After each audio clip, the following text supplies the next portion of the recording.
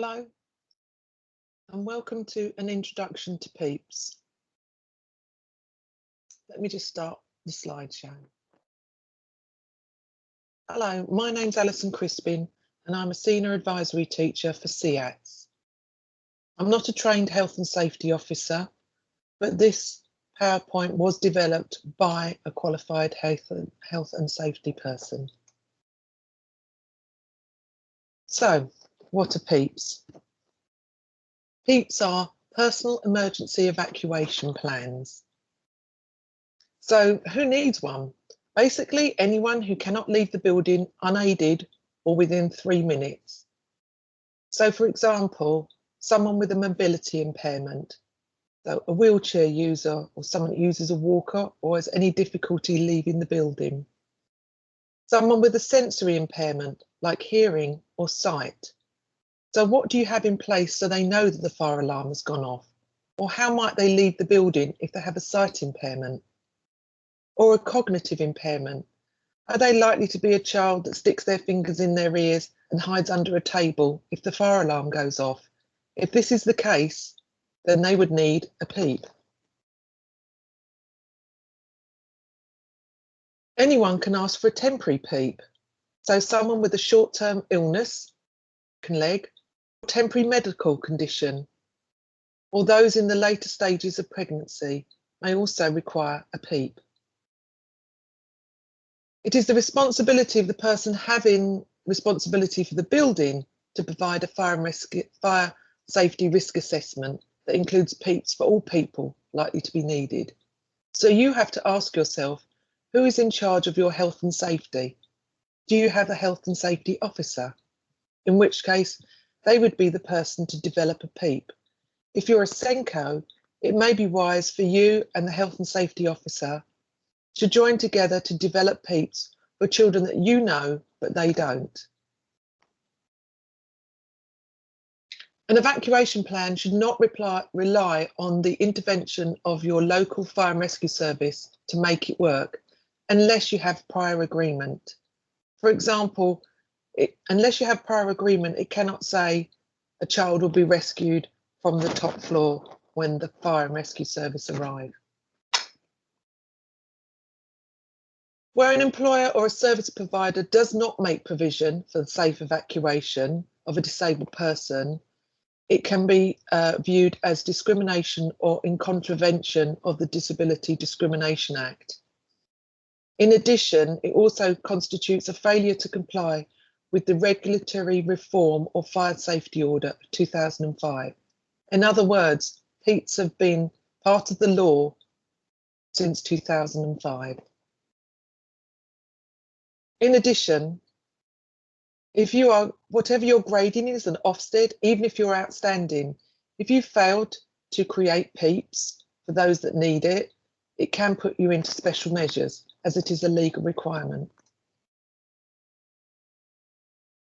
So let's think about practice versus the real thing. So your plans versus fire drills and a real emergency. Escape plans for disabled people should be prepared with the view of what is required in the real thing. However, that does not mean that we put people through all of the ways that we mean to get them out of a building in the event of a practice or false alarm. So for example, if your plan is to use an evac chair to help someone egress a building, then I would not be putting them in an evac chair every time there is a fire drill. It's all in the details. So we need to look at the details you're putting on your PEEP. A child or member of staff needs a PEEP if they cannot exit the building within the desired 3 minutes. The escape plan should be developed as part of a child's admissions process. Ideally, if you know a child has a cognitive, sensory or mobility impairment, then during your admissions process, it would be expected that you develop the child's PEEP prior to arrival. So you already have a plan in place from day one. The plan must be tailored to suit a child's individual needs. So what can they do? What can't they do? This is quite important because it does feed into what plans you have in place for each person. So if the plan is to use an evac chair, I would recommend that the child experiences that once during a planning time. I don't want the first time someone to go in an evac chair is during an actual emergency or fire, because their anxiety could be so high that it would make it difficult. In addition, if there's a problem getting into the evac chair, you need to know prior to requiring one. It's also quite nice, if you've never been in an evac chair, to experience it for the first time. So I would strongly suggest, if that is the case, you agree with the child or person that as part of the training for the staff and for that person, that they go in that evac chair as part of the training process, so they can be reassured when it is truly needed, they've experienced it at least once. Equally, if your plan is to move someone in their wheelchair and do something like a 4-person carry using a wheelchair, I would strongly suggest that this has been practiced to a small amount so that all the staff know what they're doing and it is plausible. In addition, if part of your plan requires the use of a slidey sheet, say for example, if someone with a mobility issue is on the floor, a fire alarm goes, therefore it's quicker to get them onto a slidey sheet than then back into their wheelchair, I would recommend that using a slidey sheet has been practiced, not necessarily with the individual, but using a slidey sheet and carrying someone with a slidey sheet has been practiced as part of your procedures, so staff know what they're doing again. So the plan must give a detailed information on their movements during an escape. So for example, if you have lots of different buildings, how does someone egress from each building, particularly if they're on the top floor? Lifts cannot be used in the event of a fire or emergency. That is because lifts generally don't have an independent electrical supply. Only if they have an independent electrical supply can they be used in an emergency, which is why some special schools can use their lifts, but that's because they're designed to be. Nearly all our lifts in general schools, mainstream schools, do not have this facility, so therefore lifts cannot be used. So the question is, if someone's on the top of C block, how are you going to get them out? If they are in the gym and there's steps to and from the gym, how are you going to get them out? These are the kind of things that need to be in your plan. So wheelchair users and walking. This seems like an oxymoron, but a lot of wheelchair users can stand or take a few steps or bum shuffle. So you can incorporate this into your plan. For example, I have one child who is able to bum shuffle. So instead of getting her into an evac chair to negotiate the stairs, it's actually safer for her to go out of her walker or wheelchair and bum shuffle down the stairs. In her PEEP, it says that she should leave the classroom last and bum shuffle on her, with supportive staff down the stairs safely. But this requires the plan that all the children leave first. These are the kind of things you need to think about. So carry down procedures. Are you planning to use an evac chair? If you are, then there's several things to think about. Firstly, ideally, there should be an evac chair for every staircase. What if you have 4 people requiring an evac chair at the top of C block? How are they all going to leave? Who's going to go in it first? If you only have one evac chair on one of the staircases that supplies a building, that's fine, but that needs to be in your PEEP that they would access, say, staircase 2, because that is where the evac chair is. Or again, if their plan is to use their own wheelchair, how many staff is going to be needed to help them come down? It must be noted that evac chairs come under the LOLA regulations, so the lifting operations and lifting equipment regulations, which mean they need to be checked every 6 months, like hoists. Because they carry a person, they need to be checked every 6 months, and that be recorded under your health and safety. What facilities are in place to assist someone with a sensory impairment, like vision or hearing?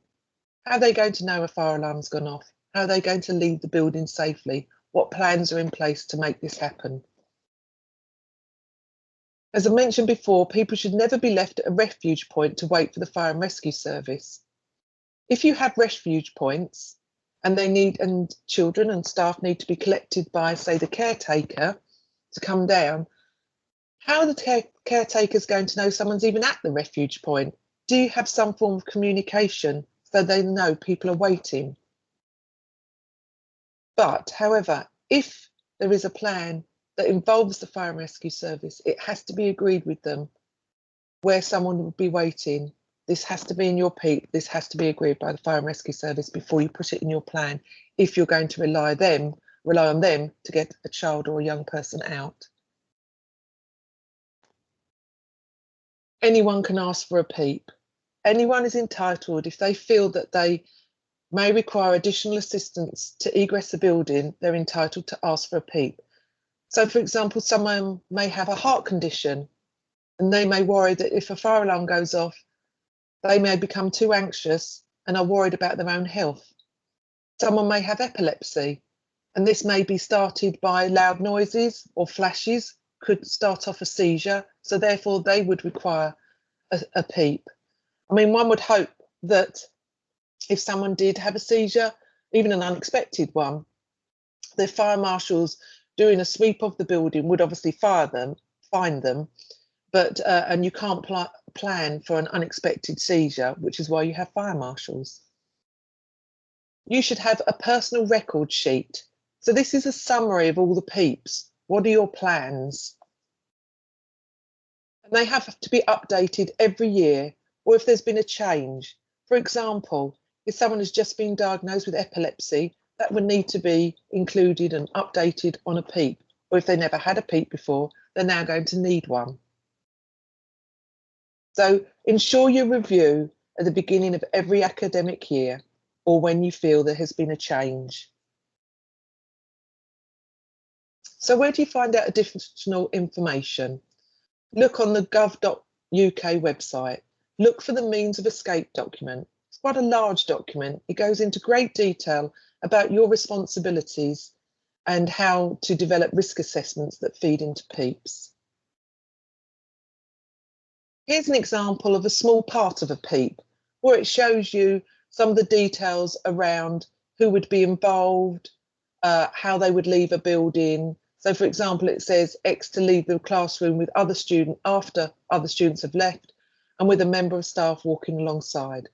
Or if they're upstairs, they'll leave the classroom after other students with a member of staff alongside, and they will hold the handrail with a member of staff assisting. So as you can see, this is not lots and lots of detail because the child just needs minimal support to leave. The next example of part of a PEEP is around a child with spina bifida. And although she had full-time support when in school, there still had to be a plan on whether she was in her wheelchair or out of her wheelchair.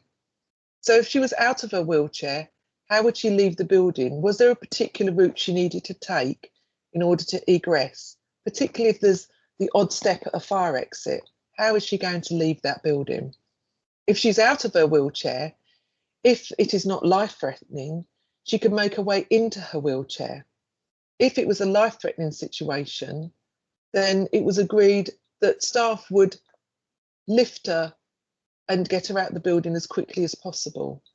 But we need to think about these instances and think about if someone's in a wheelchair or out of a wheelchair or in a standing frame or on the floor, how are we going to move them? These are the type of questions you need to answer.